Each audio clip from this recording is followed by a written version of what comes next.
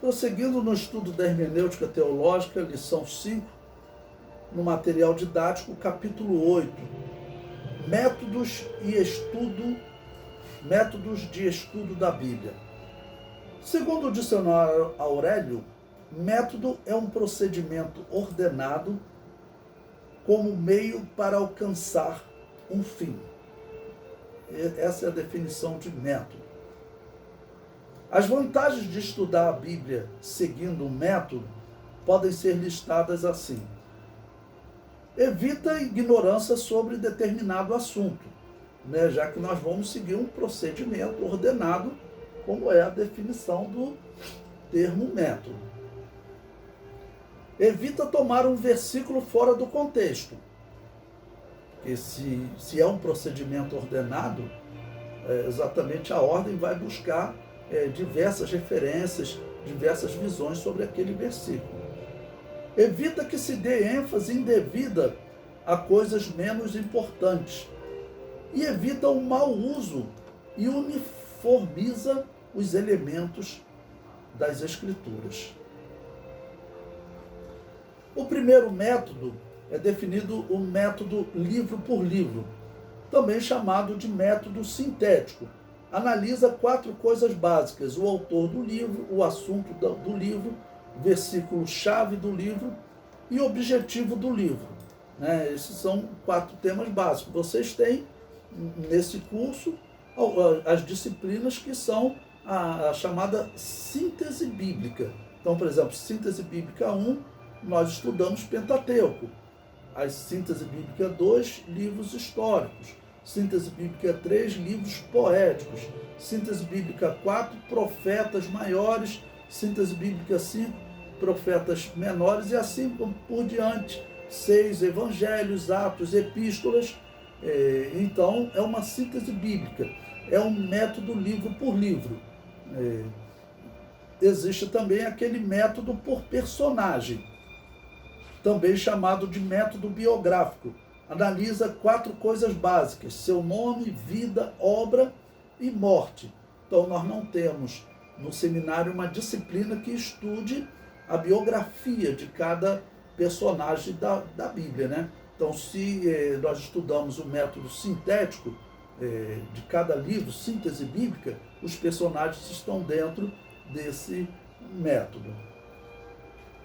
O método temático, estudo por temas, analisa 2 coisas básicas: o tema geral e o tema específico. Bom, o método temático é o método que nós usamos normalmente nas doutrinas, temas, Vamos estudar que tema agora?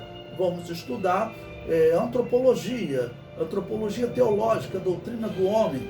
Vamos estudar a doutrina da salvação, soteriologia. Então, é um método temático. Número 4, o método textual, também chamado de método versículo por versículo. Analisa 2 coisas básicas: o versículo e as divisões do versículo. Então, também nós não temos no seminário uma disciplina que estude versículo por versículo. Ficaria extremamente extenso o estudo. O curso, por exemplo, Apocalipse, versículo por versículo, que eu faço, ele dura, já estou 1 ano estudando versículo por versículo com os irmãos. Hoje é dia 2/12 de 2021. Ontem nós estudamos capítulo 14, versículo 8. Nós começamos, tem 1 ano e 2 meses que nós começamos o estudo versículo por versículo do Apocalipse. Já pensou se fosse fazer isso por toda a Bíblia? Mas em alguns casos, como o Apocalipse, é interessante, é bom estudar versículo por versículo, Número 5, o método expositivo. Analisa 2 coisas básicas: os versículos escolhidos, o ensino que todos os versículos comparados nos trazem. Então, fazer exposição de um texto normalmente está ligado a um tema. Então, vou fazer exposição, vou escolher alguns versículos que tratam, por exemplo, sobre batismo. Ok? Vou fazer uma exposição daquele daqueles versículos. Número 6, o método analítico.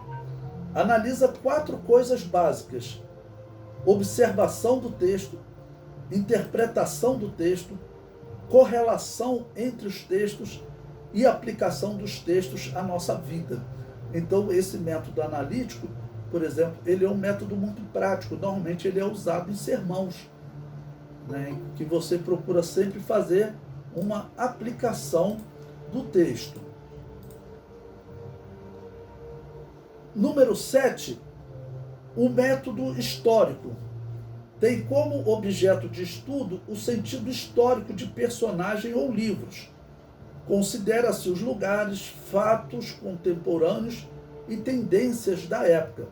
Então, se você tem uma determinada doutrina, você pode fazer um estudo histórico daquela doutrina. É muito comum, por exemplo, fazer um estudo histórico da visão que os israelitas tinham no Antigo Testamento sobre o espírito, sobre a alma, sobre o mundo espiritual, sobre a existência de demônios ou anjos caídos, e o Novo Testamento também. E pode também, fora do período histórico da Bíblia, né, o período pós-escrita bíblica, nós também tem aí livros, né, do período da igreja primitiva, documentos da igreja cristã, livros dos chamados pais da igreja.